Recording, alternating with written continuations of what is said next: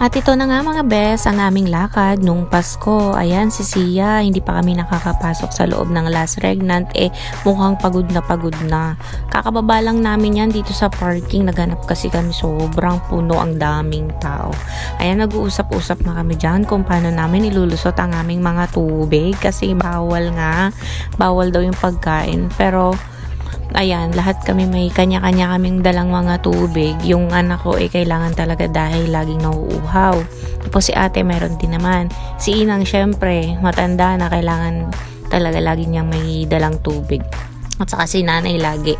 Tapos yun, naisip namin na napatigilan naman ako ng voice over dahil kinausap na naman ng anak ko. Hay, nako, wala talaga akong matinong voice over. Plano na kami kung paano namin ilusot yung tubig. Yung pala, pagdating namin dyan, pwede naman pala. At ito naman pala guys, yung daanan papunta dun sa gate. Ayan, alam niyo na, huwag kayong dadaan dyan. Pag lasing kayo, baka mahulog kayo. Bukol-bukol lang abot nyo dyan.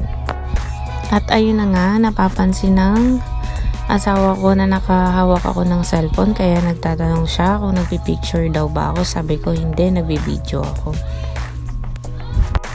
Itong asawa ko talaga, nasanay na lang din talaga sa akin na lagi akong may hawak na cellphone. Tapos sasabihin niya sa akin, hindi mo rin naman ma-upload yan dahil hindi nga makakapag-voice over. Yan, sa tagal namin hindi pumunta dyan, marami na rin nagbago. Ang dami na rin siguro nilang mga bagong mga pailaw at saka sobrang minang nadagdag na makikita namin doon. Tingnan niyo mamaya, wait lang kayo. So, ayun na nga, hinahanap namin dyan kung saan yung pila or entrance. Ayan yung asawa ko. Follow the leader daw. Kamot-kamot pa siya. Tapos, syempre, ang ending, ako lang din naman ang pipila.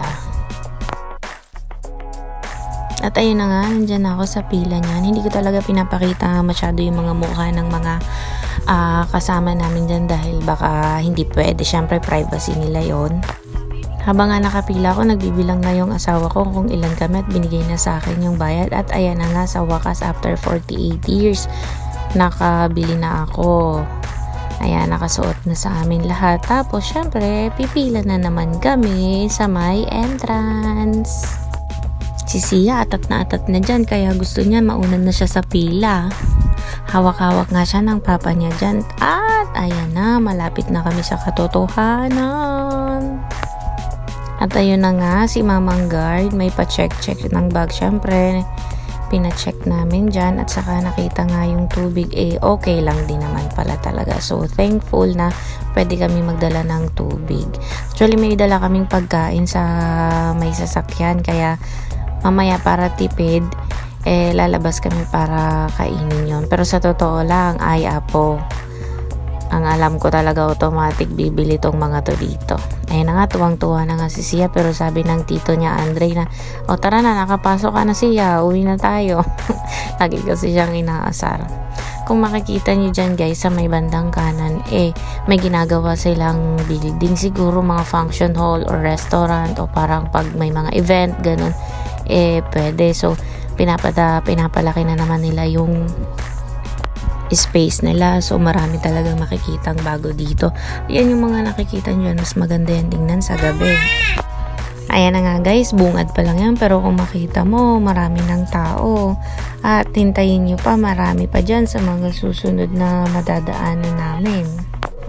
Tumitingin na agad si Papa dyan ng kung anong kakainin namin mamaya. Kasi marami talagang food stall dyan. At ang nakita ko nga kaagad yung hinahanap kong barbecue kasi noon nung bumili kami dyan noon ni Nainang sobrang napakasarap kaya mamaya humanda ka, bibili kami dyan ng mga 20.